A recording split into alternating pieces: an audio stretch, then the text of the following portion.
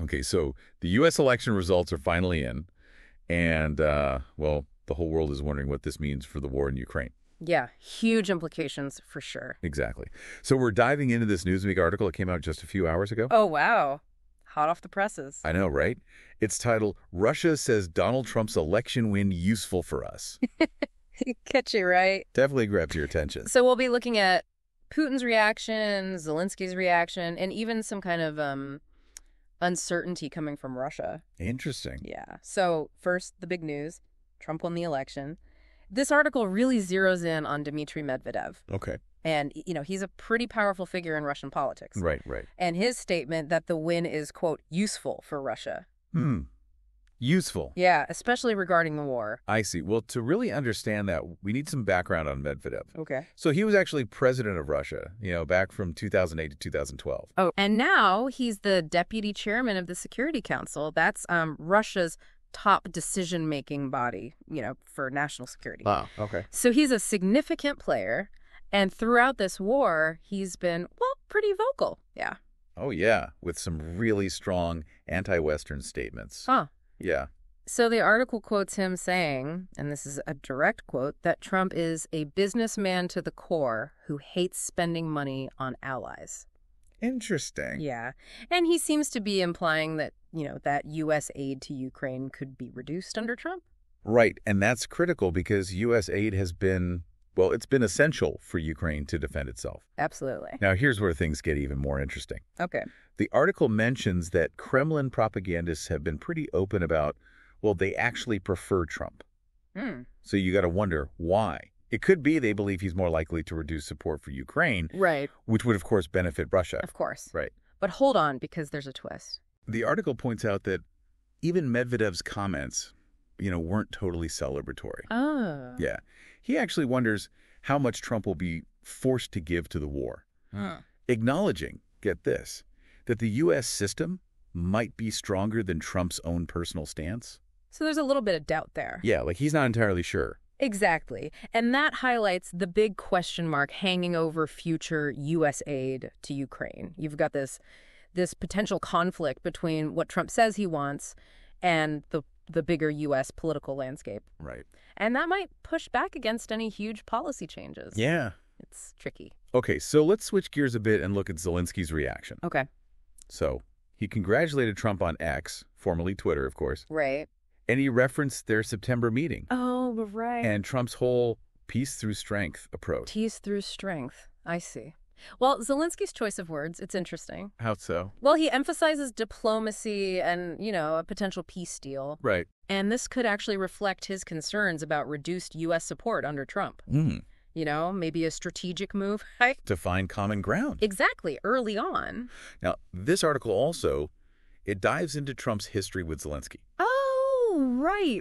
It mentions, the impeachment inquiry. Remember that? Yeah, of course. The 2019 phone call. Yeah, where Trump was accused of pressuring Zelensky, to investigate his rivals. Yeah, in exchange for military aid. Exactly. And then more recently, they met again. Okay. And this time, Trump actually blamed both Zelensky and Biden for the war. Wow. Didn't even mention Putin. That's really something. This whole thing just shows how complex the relationship is between the U.S., Ukraine, and Russia. For sure. And, Trump's positions haven't exactly been consistent, right? Yeah. So it's really tough to predict what's going to happen next. Absolutely. And speaking of unpredictable, the article mentions that Kremlin spokesman Dmitry Peskov, he hasn't said anything about Putin congratulating Trump. Instead, he called the U.S. an unfriendly country involved in the war against Russia. Unfriendly country, huh?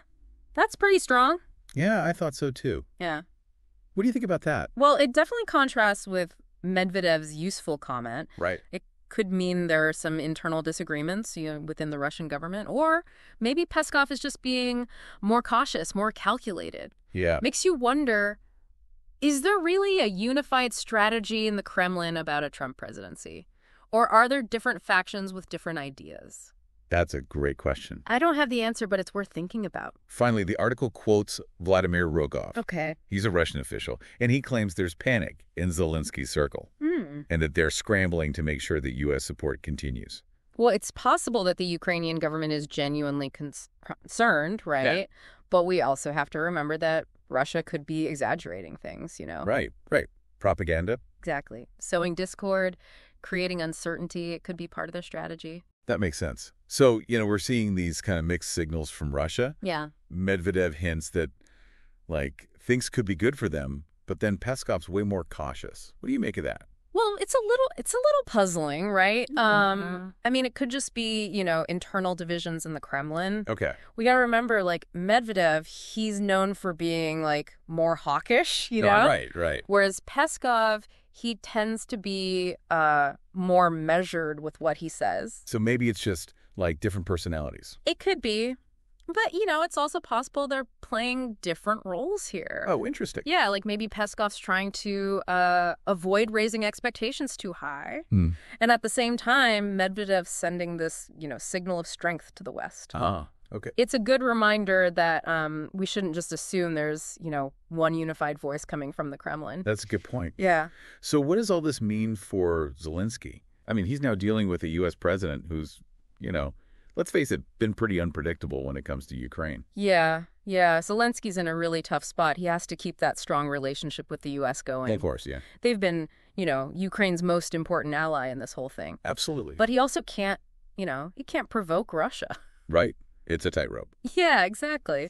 And that congratulatory message he sent to Trump, focusing on peace through strength. Right. That seems like a very carefully thought out move, How so? Well, to appeal to Trump's way of seeing things. Okay.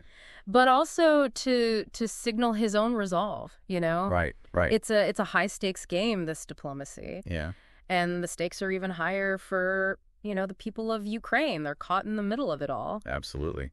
It's easy to forget, with all the politics going on, that there are real people whose lives are being affected. Yeah, for sure. We're talking about millions of people facing, displacement, hardship, the constant threat of violence. And now with this change in U.S. leadership, their future's even more uncertain. Exactly. The U.S. election has it's added this whole other layer of unpredictability to an already really volatile situation. Right. We can't say for sure what's going to happen. Yeah. But what we can do is analyze the different perspectives, the potential motivations, the historical context. Right. It helps us understand what's really driving things. Okay, so if we take a step back and look at the bigger picture, what are the key takeaways from all of this? Okay, so first and foremost, this election, it's injected a huge amount of uncertainty into the war in Ukraine. Yeah. The future of U.S. support is the big question mark now. Right. And that's going to have a big impact on the conflict one way or another. Of course. Second, we're seeing this really complicated interplay between domestic U.S. politics and international relations. Right. So Trump's personal views on Ukraine, the pressure he might get from his own party, and then the whole dynamic between the U.S., Russia, and Europe, all of that's going to shape what happens. Right. It's messy. It is, yeah. And it brings us back to the big question, the whole point of this deep dive. What does Trump's win really mean for the war in Ukraine? Honestly, we don't know yet. Yeah. But this deep dive, it's given you, the listener, the tools to start making sense of this whole thing. Okay. Look at what's coming out of Russia, different statements. Analyze how Zelensky's responding. Right. Think about what Trump's done and said in the past. It's like a puzzle, right? Yeah. Each piece of information we get, it helps us see the bigger picture a little more clearly. Yeah, it really shows you, how important it is to stay informed. Oh, absolutely. And really engaged with what's happening, especially with a situation like this where the stakes are so high. Right. We can't just passively watch the news go by. No, you got to be active. Yeah, we got to think critically, look at different viewpoints. Think about what it all means. And think about what the consequences could be, right? Exactly. And that's what we're all about here in the deep dive. Yeah. To give you, the listener, the context, the insights you need, to make sense of these complex world events. We've talked about, the big players, the Medvedevs, the Peskovs, Zelensky, Trump. But let's say, you were advising Zelensky right now. Okay. What would you tell him to do? What's his next move? Ooh, that's a good question.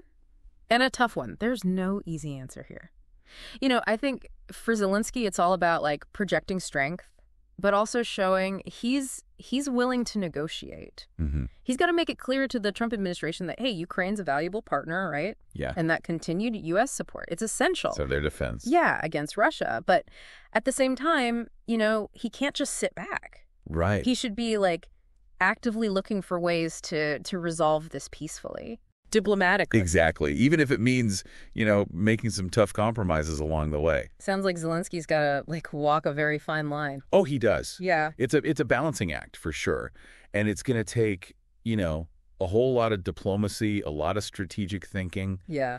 And honestly, a deep understanding of, what makes everyone tick? What are their motivations? What makes everybody tick? It's complicated. This deep dive has been, it's been really eye-opening, to be honest. Yeah. We've looked at how this U.S. election could change things in Ukraine. Yeah. And I don't know about you, but I'm seeing this whole web of, political moves, strategic thinking. Sure. And, it's all connected to real people's lives. Absolutely. What really gets me is just how uncertain everything is. Yeah. It's like a game of chess. And any move could, completely change the game.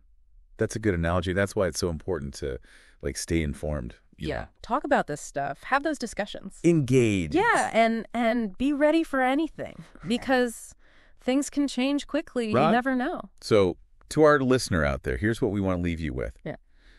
The story's going to keep unfolding. Right? So, don't just pay attention to the headlines. Look deeper.